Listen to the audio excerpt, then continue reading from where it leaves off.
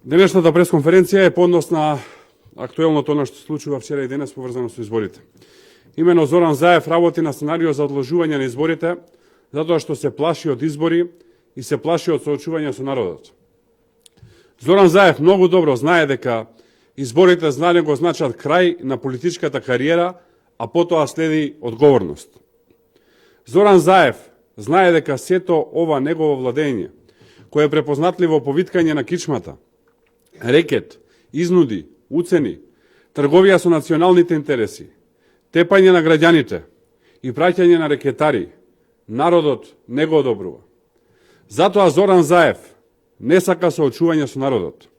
Сака да одбегне пораз и да одложи соочување со одговорноста за своето работење. Ова што го говорам има и свој редослед. Имено на Зоран Заев во овој момент очајно му е потребно алиби за одложување на изборите. Првото алиби му беше усвојувањето, односно ратификувањето на протоколот за влез во НАТО, кое не му успеа, затоа што таквото алиби беше лесно разобличено од ВМРО-ДПМН. Следното алиби, кое што го креира Зоран Заев на неколку недели пред распуштањето на собранието, е поднесувањето на стотици закони во собранието. Повеќето од нив со скандалозна содржина, штетна за граѓаните и апсолутно неприфатливи за ВМРО-ДПМН. Ќе потсетам, таму има закон за промена на изборниот законник, односно изборниот модел, за кој нема политички консензус. Потоа има закон за армијата, каде ние велиме, ќе го прифатиме, освен промена на името на армијата, што представува обезличување на истата. Ние нема прифатиме закон за обезличување на столбот на Македонија. Арама по ниједна цена, а особено не сега, не треба да и биде променето името и тоа не може да го бара никој од нас. Сверцерското и насилничко туркање на законите, без дебата, по брза постапка, има за цел Заев да создаде криза во државата, со цел да се одложат изборите. Таа намера ја потврдува и вчерашната негова изјава, но и пазарџиските неформални услови и уцени кои доаѓаат до нас, да сме ги прифателе законите, инаку немало да има избори. Се поставува логичното прашање: што работеше Заев и неговиот тим овие 3 години? Зошто не ги донесоа законите во изминативе 3 години, туку насила ги туркаат сега на 1 месец пред распуштање на собранието? И зошто бараат подршка од ВМРО-ДПМН? Си имаат мнозинство, а во секоја демократија мнозинството ги носи законите. Или можеби го немаат мнозинството. Дополнително, ваквото сценарио е надополнето со паничната партизација на полицијата, масовни вработувања на партиски кадри во здравството. Направена е и незаконска и криминална систематизација во Министерството за внатрешни работи. Службениците во МВР по цел ден куцаат решенија за прераспределување и за нови позиции. 1200 решенија се поделени за 1 ден. Спротивно на закон се укинува единицата Алфа. Се формираат нови оделенија, а воедно на спорен начин се прераспределуваат луѓе. Во здравството испратен е допис со кој се бара сите здравствени установи да достават барање за вработување, за да може да се истите процесуираат до Министерството за финансии.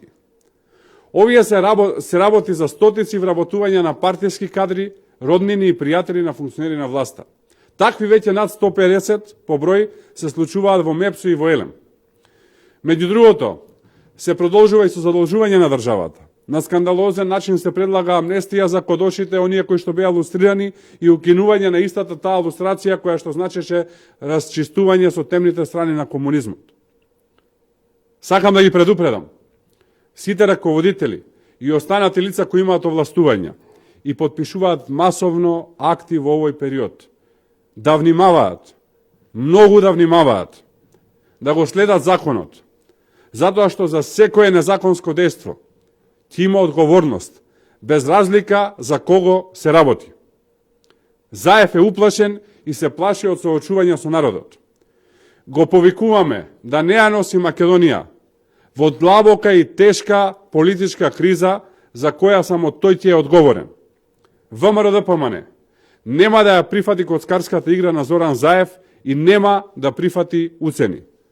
Зоран Заев одамна не е во состојба да поставува услови. Тој нема кредибилитет и изборите се единственото решение. И доколку овој пат ги стави своите интереси пред интересите на државата и на народот, со цел да се спаси од одговорност и да продолжи со плячката на државата, ќе се соочи со гневот на народот, гневот на ВМРО-ДПМН и гневот на цела Македонија. Ние ќе действуваме во заштита на демократијата без прифаќање на уцени и заедно со народот. Ударот ќе е голем и ќе е народен. Затоа, ајде на избори за доброто на Македонија. Народот нека одлучи. Благодарам, поелете дали имате прашање. Господин Николовски, како ја коментирате одлуката на апелацијскиот суд во врска со Титаник 2? Што ја ви кажам, имав ја едно интервју минатата недела, би сакала ја главната поента да ја повторам. Има два типа на случаи кои што ги гледаме во судовите. Едни кои што одат многу споро и втори кои што одат многу брзо.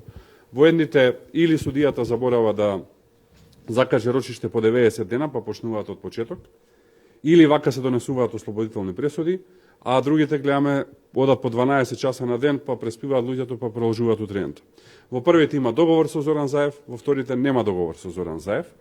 Јас зборував уште минатата година дека постои криминална коалиција, таа криминална коалиција ја гледаме на дело. Интересно е што пред оваа судска одлука имаше изјави на еден од сегавите ослободените во однос на тоа дека албанците треба да гласаат директно за СДСМ, а исто така е интересно што еден од членовите на судскиот совет е сопруга на висок функционер на СДСМ, што само потврдува дека се работи за потврда на криминалната коалиција за која што ние зборуваме повеќе од година и пол, која што за жал функционира во државата, ја разјадува државата, го разјадува судството и го разјадува владењето на правото. Благодарам. Јас имам две прашања. Првото е за она што го зборувавте за одлагање на изборите. Во денешната изјава премиерот вели дека тоа го кажал, бидејќи опозицијата ја обструирала работата во собранието со тие повеќе од 150 закони, и другото ми е за владината одлука за да се поништи илустрацијата, односно да се обештетат оние кои што биле илустрирани. Како коментирате тоа? Прво, во однос на изјавата на премиерот, практично да не се повторувам од она што го кажав во досегашниот тек од пресконференцијата. Јасно е дека Зоран Заев сака да избега од избори. Јасно е дека бара изговори, бара алиби, го спомнав тоа и во претходното излагање. Тоа ние нема да го дозволиме и го повикувам да се соочи со волјата на граѓаните на избори. Македонија е една од државите која што имаше сила, имаше храброст да се соочи со темните страни од своето минато. Поголем дел од државите од источниот блок кои што беа под јаремот на комунизмот го направија тоа, дели не го направија тоа. Сметам дека тој процес беше потребен, беше праведен. Многу жртви во годините на комунизмот пострадаја. Наши дедовци, наши прадедовци, основачи на ВМРО-ДПМН, но не и само на ВМРО, туку и други интелектуалци, луѓе, слободно мислечки, демократи кои што сакале демократски систем, и сметам дека најмала сатисфакција за тие луѓе што можеше да се случи е да се знае кој неправедно ги кодошел и зошто ги кодошел.